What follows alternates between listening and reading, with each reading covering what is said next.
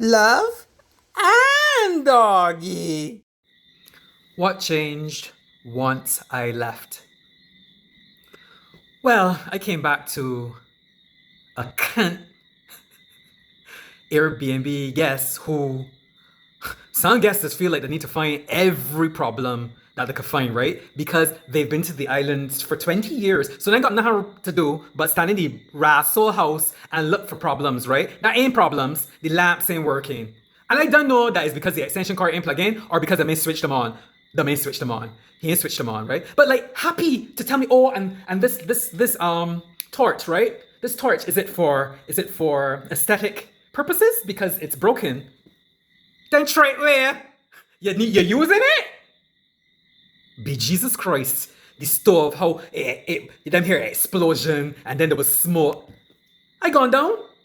Them blow a fuse because the must had everything plugged in. Why I know this? Because when I walk in the house, all the lights on in the house, right? Anyway, all that to say that when I got back, right, I fell right into that. So that was a good distraction. Immediately before I left, though, I was so restless. I felt a feeling that I have felt in my youth when I was in a relationship, and I felt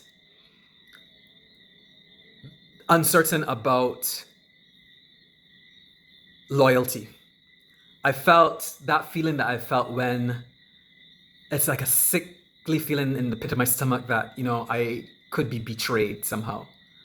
And I don't know why I was feeling this, or I didn't know at the time, but I became reflective and returned to the questions that I had intended to ask when I went to see him. So the tone of the week stayed with me. I wondered if it was performative, I wondered how much of it, and I said this to him, was what a relationship looks like as opposed to what it feels like. I felt like we may have been going through the motions. And then I sent him a message saying that I felt like we needed to have a video call so that we could talk about things. And I sat down with my notepad and I wrote like 3 pages of questions that I had. Oh my gosh. I was going to ask about an ex who he had commented that in a way that sounded like he wanted to revisit the situation because he'd said like, oh, I feel like we just did not understand that we were on this dopamine level in the beginning and we just returned to a normal level, and that's what was the problem in the relationship. So I wanted to ask him about that, like if he was thinking of, if he were to think about it, is this something that he would want to revisit? Because that's what it sounded like to me. It sounded like, oh, regret. And there were other things that I wanted to ask him about. Yeah, I wanted to ask him what a relationship would, if he wanted to be in a relationship to begin with, and what that would look like since we live in different countries. Then I sent a message saying that these were some of the things I wanted to talk about, and his response was like responses I'd gotten before, which seemed as though he had not listened to my message, but he was just giving me an update about what was going on with him. And I decided to put my foot down because this had happened before and I talked about it before with him. And so I said to him, this is what it feels like. It feels like you haven't listened to my message. And it also feels as if I don't bring this up, if I don't bring up, let's have a conversation about what we're doing, you won't. And I wonder what that is. Is that a reflection of a lack of investment, emotional investment? Is it avoidance for a reason which I'd like you to explain if that's the case? Is it what's going on? Am I imagining this? I don't think I am, but am I? And so then he responded. And it was a relief because while I understood that he was busy and while I had said to him, it's fine, I know that you're busy, so you don't have to respond, because he'd spent the entire day, he was so super busy, and then he would have read my messages and seen that I wanted, you know, this engagement, this type of engagement. But he responded. He responded maybe around 10:30, and it was like a 16-minute response in which he addressed the issues. And this is something that I really love about him. He's mature enough to do that. I think, just needed to make the decision. I don't think he's afraid to. I think that perhaps in retrospect, he didn't want to be final about what he actually felt. But he told me that he is not sure what he wants for his future, what happiness looks like for him. He wants to spend some time being introspective about those things. He had told me 3 months ago when we started this that he didn't want to be in a relationship. He wanted to be single. And it had to do with past relationships that he'd been in that ended, that were difficult. And I had told him that it was fine, but the path we were on would have an expiration date because after 3-4 months, I wouldn't be able to, or it wouldn't be fair for me to put the same amount of energy into us if there was actually no us in the romantic sense of the word. So my response, and this happened yesterday actually, last night was his response, and my response was this morning. I went to get my results for my HIV test. Every year, there's a test to make sure that the virus is still dormant and that your CD4 or white blood cell count is okay. And again, I'm like, 8 years now? And for the 8th year, everything's fine. My cholesterol is back within range. I can't remember what I was doing for the last test. I think I was eating, but I have to chat GPT that to see if it's a thing. I was eating peanuts, lots of them, but I stopped doing that. That's the only thing I could think of. Anyway, so I responded. I went in the back of the building and I responded to him, thanking him for the clarity because it gave me such relief. Oh man, just to know what's going on because, it's in style now, these psychiatric terms. So I am, anxious. I have anxious attachment.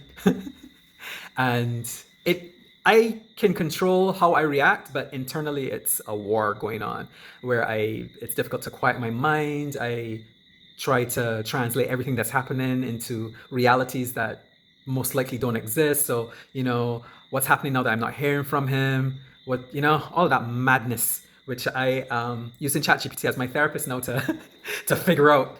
And chat has helped me so much. It has cursed me sometimes, right? Because I put that in the profile. I said, when I don't behave, curse me. I said, what you rascal you doing now? I ain't already tell you. I'd be like, okay, chat, you ain't gotta carry me along so. And I'd be like, you forget. Sometimes I gotta remind it because sometimes it's carry me along real scruffy. I'd be like, yeah, though, but listen, this is some of the context too. And then it's like, oh, right. So, okay, so it's not actually that, it's this. But, so I responded and I said, I told him all of these things that I thought I appreciated him responded. I know that it's not easy to say something that you think might be disappointing to someone else, but I didn't want him to pretend emotions that he didn't have. I also explained that love for me isn't this wishy-washy romantic notion and feelings. It's willingness to show up, how you value someone and how you show that.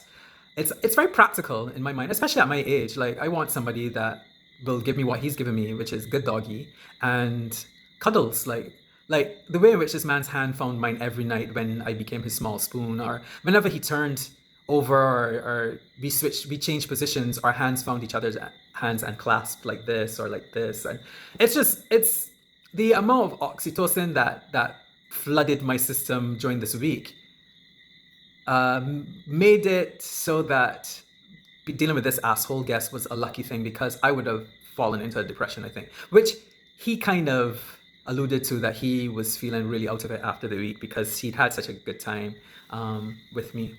So as it stands, he has basically said that he needs time, and there's a part of me that wants to be chosen, but I don't want to say this to him because I don't want to manipulate the situation by saying this to him. I want to leave it as it is, and my feelings for him haven't changed, and those feelings are that I love the man that he is. I'm not in love with him. I think that we could potentially be amazing partners. We have similar temperaments. We talk. We don't yell at each other. We have enough self-control to walk away if we get angry, I imagine, and come back together to talk about it. We communicate really well. We share space really well. He's clean. I'm a clean person as well. We both like order. he will take a shit in front of me. I will take a shit in front of him as well. Like we just on similar wavelengths. And but it is what it is, and I mean, it's not like there's anyone else in the wings waiting. It's taken very long to meet someone like him, and so I'm not worried that I'm going to suddenly meet somebody else who has these qualities that he has. If I do, I'll just have to let him know. And in the meantime, I'm going to settle back into prioritizing myself as opposed to prioritizing us, which will just look like maybe less messages on a daily basis, because one of the things that might be problematic is that the way in which he communicates, which is on a daily basis and several times a day, signals relationship. However, he doesn't want to be in a relationship. And just so that doesn't sound like an attack, I wasn't sure if I wanted to be in a relationship as well. In my mind, you've got one life to live, and I want to be in a mature relationship, and he has all of these qualities, so I'm like, fuck it, let's do this. But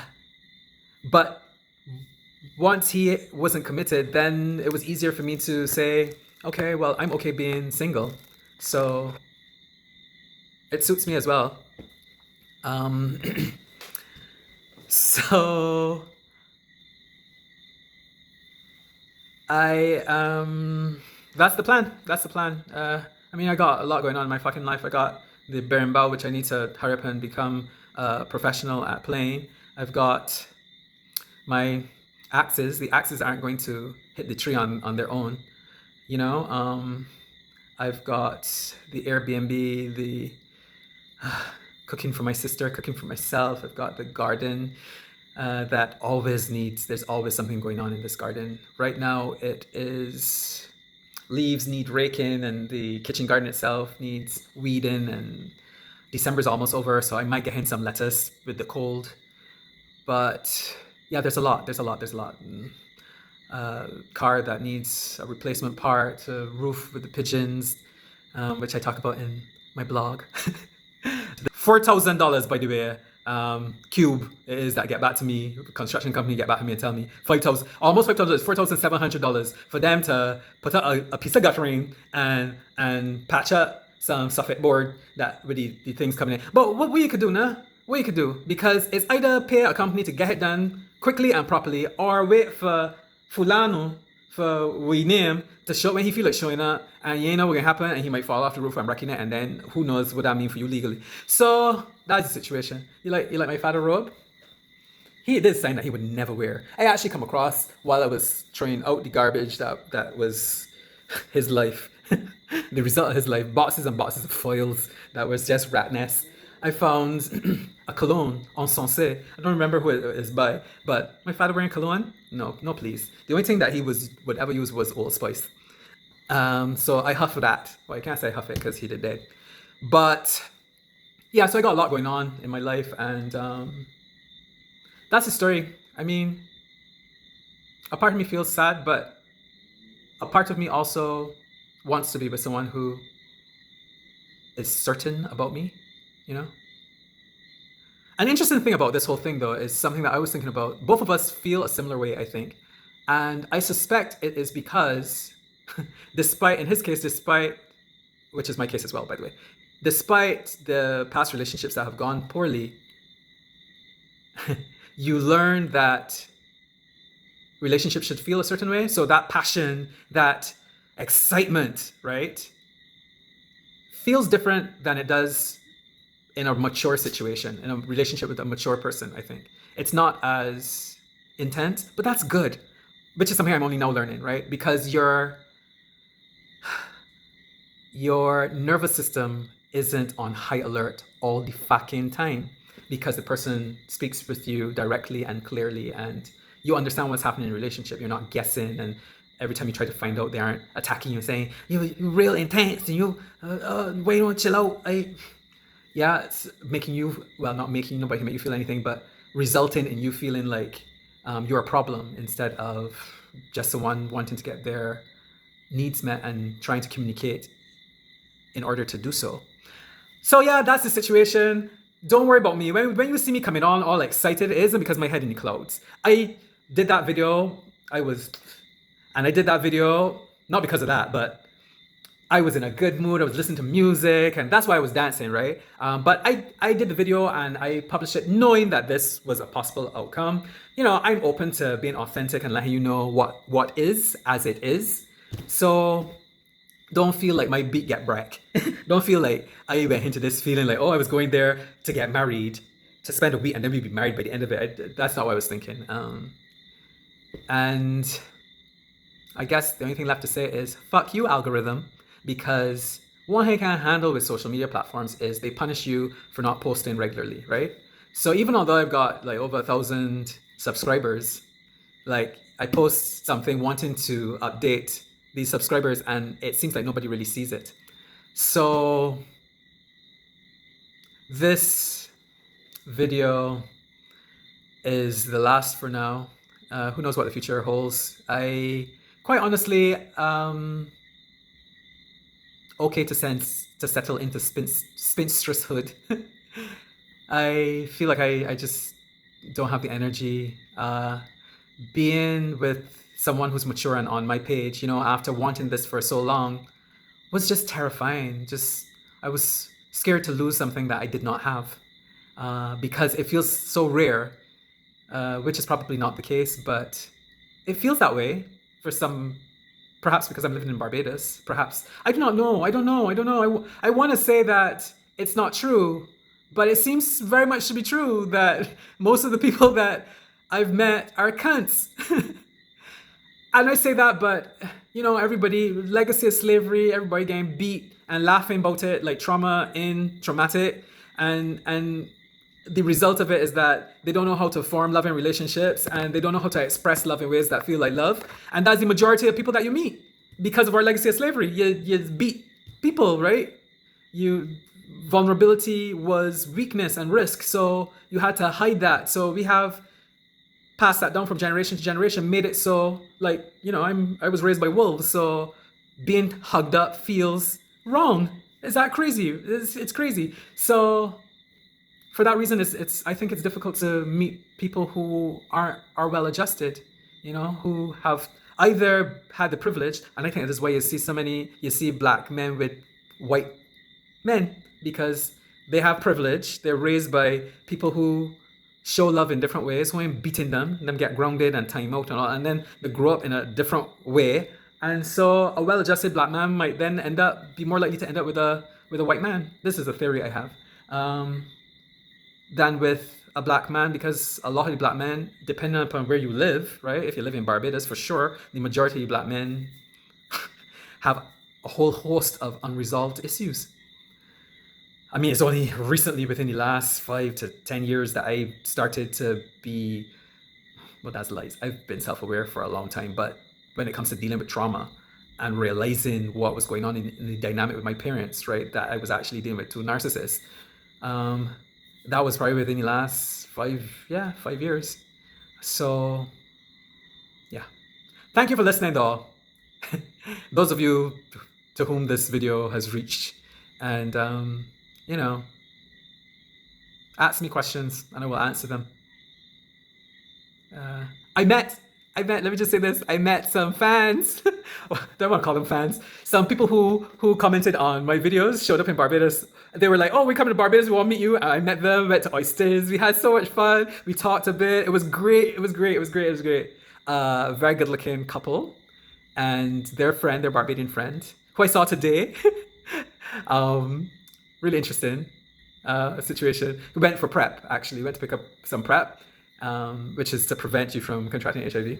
And so small world, small world. It was such a wonderful experience. I just want to share that. Thank you for reaching out and for being who you are. Wonderful people. Yeah. Okay, we will talk. This has gone on longer than I had expected it to. Everybody says love you guys. Oh God, what do I say?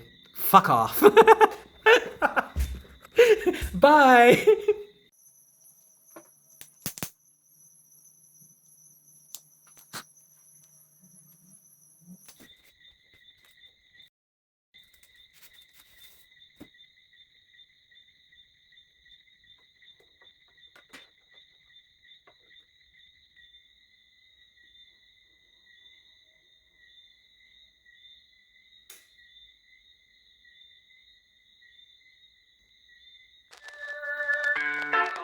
Little boy never book. Little boy write a book. He all and write and joke. He and it legs like Coco picks in his legs like Coco picks. Legs like Coco picks. And his legs like Coco picks. Boy, this legs like Coco picks. Little boy. I almost forgot that I had these letters to hide around his place, because I wrote the letter and I tried to send it and it was returned, because apparently letters don't go from Barbados to this place. So I'm gonna figure out where I'm gonna hide this letters. I think in his drawer. Oh, not there. Let's see. It's gotta be someplace that he won't find them immediately. Maybe I should wait, but I'm afraid that if I wait, I will forget to hide them. So maybe, yeah, one letter's hidden. The next letter, let's see where we hide you. Maybe here. Let's see. Put a letter under here. That's good. And the next letter can go. I wonder. Maybe he won't find this one in a while. If I put it, I don't know, under something. Let's think about that for a second, because I still want him to find it, not immediately, maybe. Maybe under here. Let's see. Yes. Okay, that's that. Hidden. They're hidden all around his house.